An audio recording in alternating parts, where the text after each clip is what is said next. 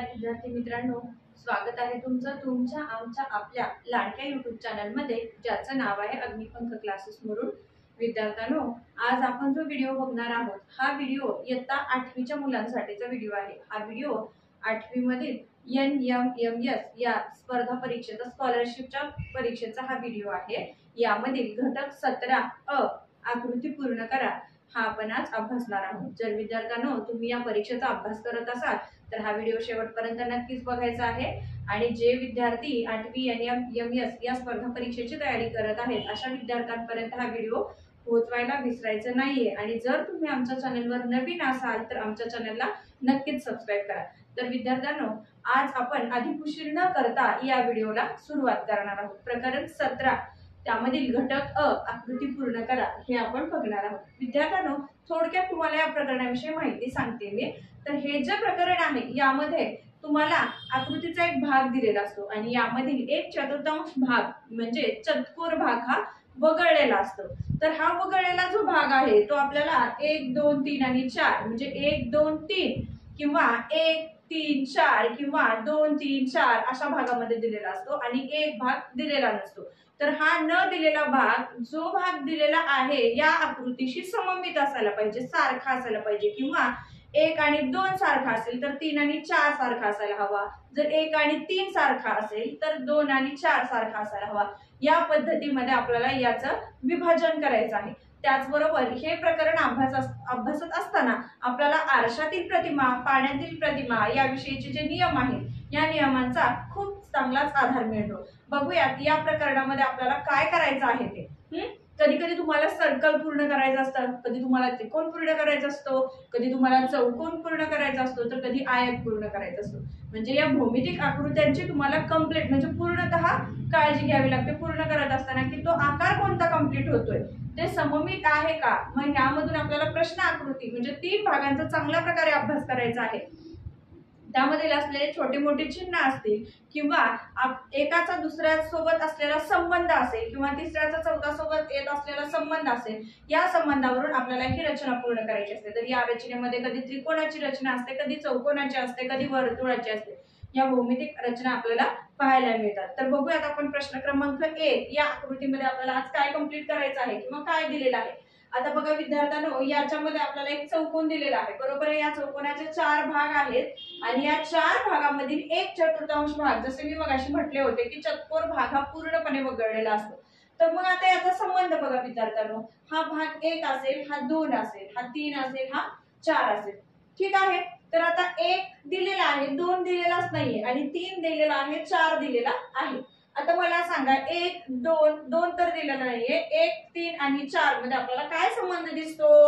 तर बरोबर आहे काय, तर इथं कुठली तरी एक आकृती कंप्लीट व्हायला लागली. आतमधील रचना सगळीकडे सारख्या दिसत आहेत, पण सारख्या कशा दिसत आहेत बघा बरं. हे बघा, जर 3 आणि 4 चा विचार केला तर 3 ची जी प्रतिमा म्हणजे 3 मध्ये जी काही रचना आहे ही 4 मध्ये सुद्धा तशीच दिसते, पण ही जी रचना आहे ती आपल्याला आरशातील प्रतिमा असल्यासारखी मिळते, बरोबर आहे.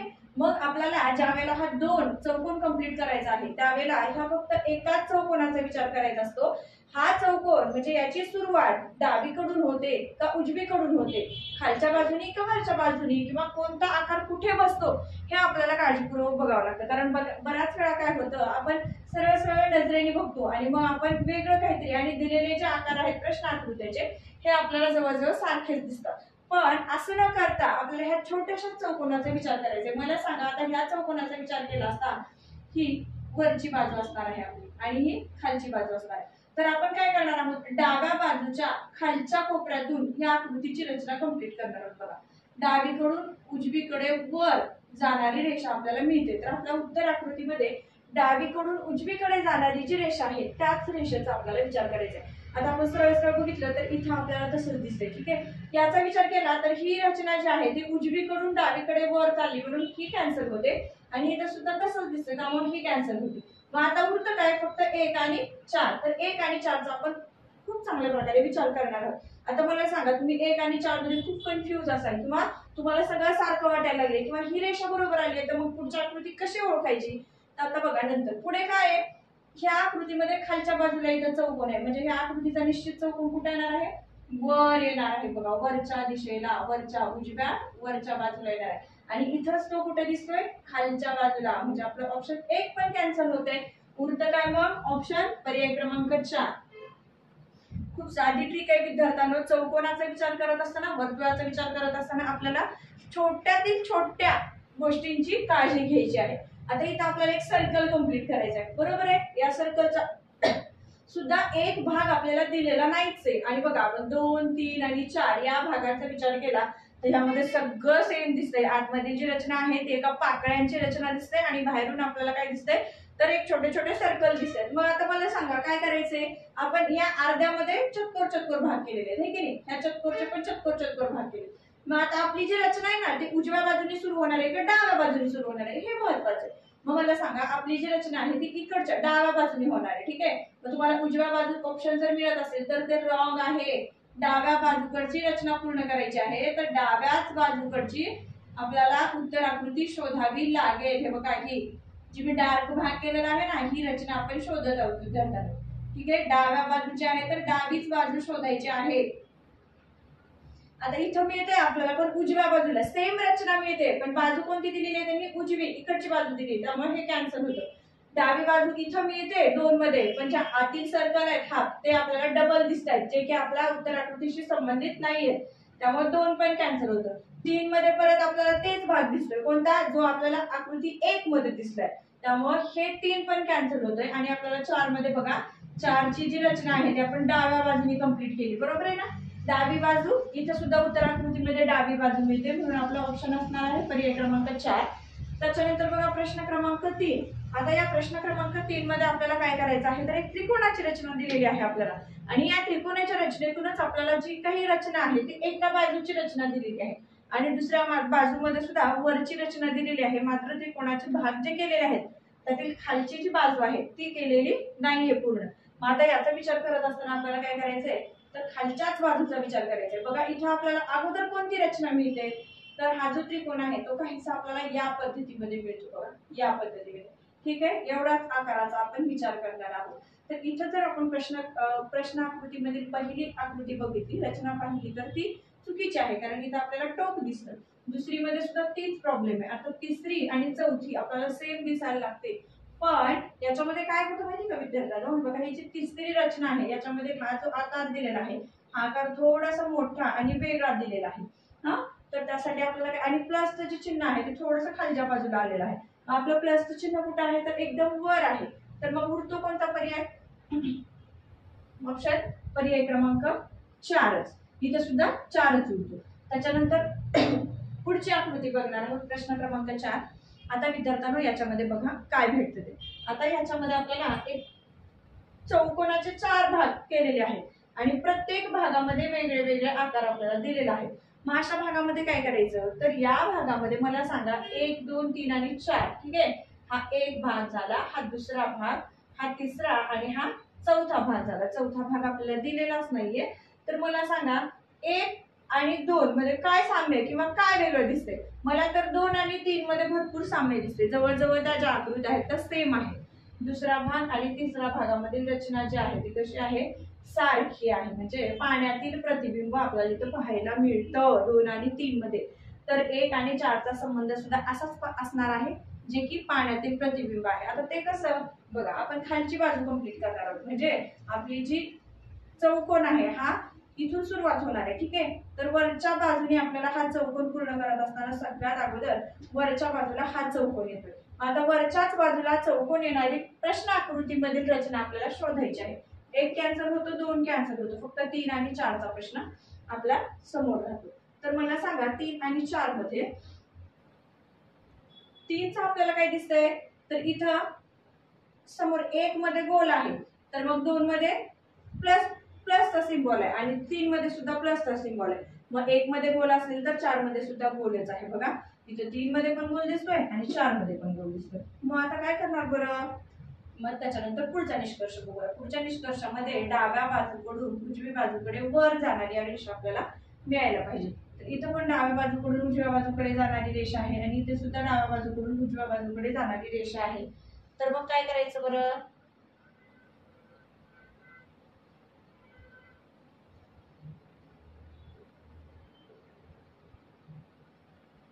डाव्या बाजूकडून उजव्या बाजूकडे जाणाऱ्या हे रेषा आपल्याला दिसत आहे. ठीक आहे, मग त्याच्यानंतर बघूयात की आता पुढचं ऑप्शन काय आहे. पुढे काय दिसतंय आपल्याला बघा, तर ही जी टोक आहेत ना, ही खालच्या दिशेतून असे वर आलेले 3 रेषा दिसतात आपल्याला, आणि ह्या रेषांचे जे डिस्टन्स आहे या दोन्हीमध्ये ते ठराविक डिस्टन्स आहे. म्हणजे ऑप्शन 4 मध्ये आपल्याला हे जे डिस्टन्स आहे ते कसं दिसतंय, जास्तीचं दिसतंय, आणि ऑप्शन 3 मध्ये जे डिस्टन्स आहे एकदम करेक्ट आहे. त्यासाठी याचा पर्याय आहे पर्याय क्रमांक 3. त्याच्यानंतर बघा प्रश्न क्रमांक 5. इथे सुद्धा आपल्याला एक चौकोन दिसतो. या चौकोनामध्ये 2 क्रॉस लाईन्स म्हणजे एकमेकांना दुभागणारे जे आहेत ते कर्ण आहेत, जे की एकमेकांना छेदतात इथं, है ना. तर इथं पण एक छोटासा चौकोन आतमध्ये आणि एक बाहेर तयार झालेला आहे. मग आता हा एक त्रिकोण आहे, हा एक त्रिकोण आहे आणि हा एक त्रिकोण आहे. तर प्रत्येक त्रिकोणामध्ये जी रचना आलेली आहे ते सारखीच आहे. आपल्याला आता इथे सुद्धा तेच शोधायचे. बघा इथं पूर्ण होणारा त्रिकोण काहीसा या पद्धतीने मिळेल, म्हणजे वरच्या बाजूने या टोकाकडे 2 रेषा असलेली, म्हणजे या टोकाकडे 2 रेषा असतील, ते कुठं आहे बघा, इथं पण मिळते, इथं पण मिळते, आणि इथे एकच आहे, त्यामुळे एक कॅन्सल होते. त्याच्यानंतर या केंद्रबिंदूतून एक सरळ रेषा आहे. तर या प्रश्न आकृतीमध्ये केंद्रबिंदूतून जाणारी रेषा नाहीये, त्यामुळे हे कॅन्सल होतं. इथं पण मिळते, इथं पण मिळते, पण या रेषेमध्ये एक डिफरन्स आहे. आता बघा ही जी रेषा आहे ना, ही रेषा फक्त एकाच रेषेला छेदलेली आहे, चौकोनाच्या पहिल्या रेषेला छेदलेली आहे. मात्र प्रश्न आकृतीमध्ये ही रेषा दोन्हीही बाजूंना किंवा दोन्हीही चौकोनांना छेदते, जे आपल्याला ऑप्शन नंबर 4 मध्ये मिळतं. बघूयात विद्यार्थ्यांनो पुढचा प्रश्न काय आहे तो.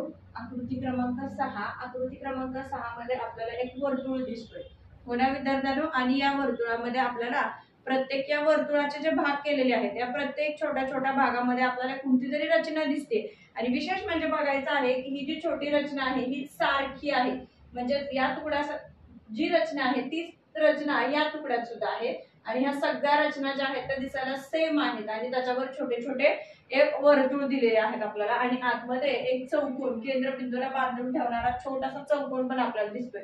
मग आता आपल्याला ही रचना शोधायची आहे, पण विद्यार्थ्यांनो ही रचना शोधत असताना या रचनेची बाजू जी आहे, साईड जी आहे, ही आपल्याला लक्षात द्यायला पाहिजे की ती कोणत्या बाजूची आहे. मग आता बघा प्रश्न आकृतीमध्ये आपल्याला ज्या रचना दिसत आहेत या रचना सगळ्याच रचना ह्याच बाजूच्या डावीकडील जी खालची बाजू आहे त्या रचना सगळ्या डाव्या बाजूकडील खालची जी बाजू आहे त्याच बाजूच्या प्रश्नाकृतीमध्ये रचना दिलेल्या आहेत. मग आता अशा आकृतीमध्ये शोध कसा घ्यायचा, तर यामध्ये जी छोटी रचना दिलेली आहे ह्या रचना एकमेकांशी समान आहेत, तर त्याच समान बाजूची किंवा त्याच समान रचना असणारी प्रश्नाकृतीमधील रचना शोधायची आहे.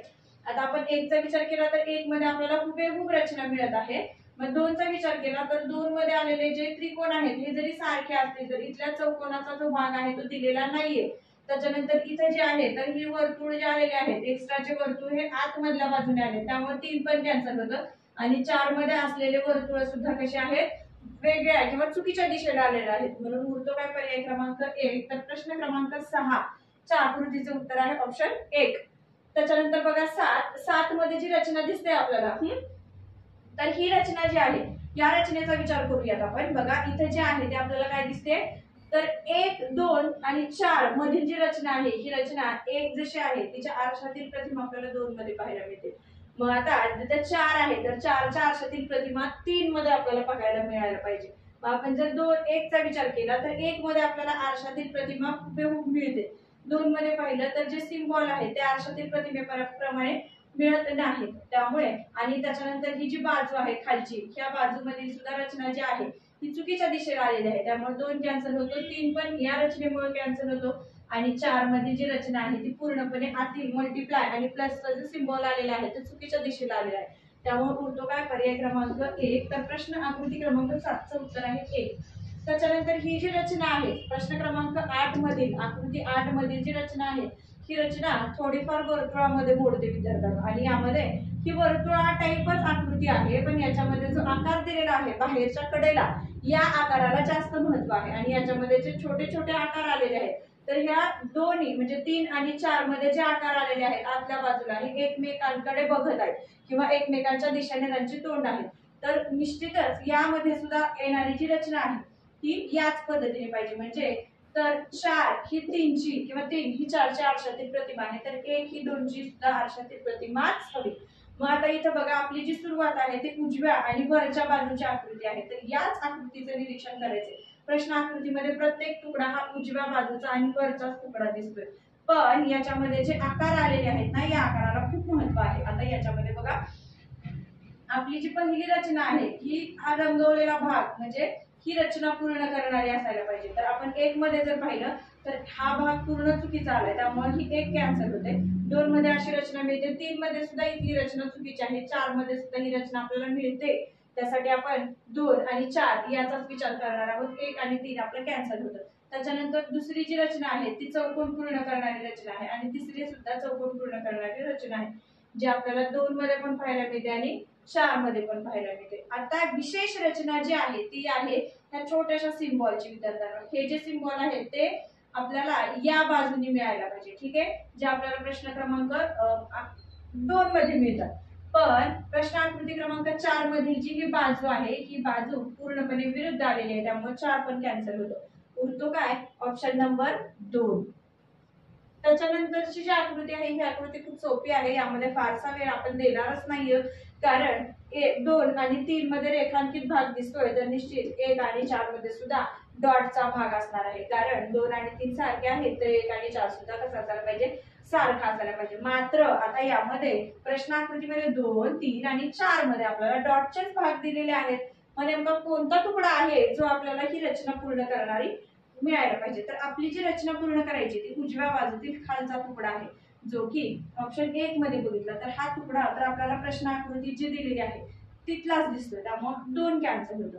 3 चा विचार आपण करू शकतो. तर 3 मध्ये जर बघितलं तर ही बाजू जी आहे ती बरोबर ह्याच्या अपोजिट साइडची बाजू आहे, त्यामुळे हे पण कॅन्सल होतं. मग उरतो काय? फक्त ऑप्शन नंबर 4. तर आपलं उत्तर असणार आहे पर्याय क्रमांक 4. त्याच्यानंतर या व्हिडिओमध्ये शेवटची रचना बघणार आहोत आपण. ही सुद्धा रचना खूप सोपी आहे. आरशातील प्रतिमा आहे, 1, 2 ची आरशातील प्रतिमा आहे, तर 3 ही 4ची आरशातील प्रतिमा असायला पाहिजे आणि हे मिळतं आपल्याला ऑप्शन 2 मध्ये. चला तर विद्यार्थ्यांनो, कसा वाटला तुम्हाला आजचा आमचा हा व्हिडिओ हे तुम्ही कमेंट्स मध्ये आम्हाला नक्कीच सांगा. आणि जे विद्यार्थी या परीक्षेचा अभ्यास करत आहेत अशा विद्यार्थ्यांपर्यंत हा व्हिडिओ पोहोचवायला विसरायचं नाहीये. भेटूया आपण पुढच्या व्हिडिओमध्ये. तोपर्यंत सगळ्यांना धन्यवाद.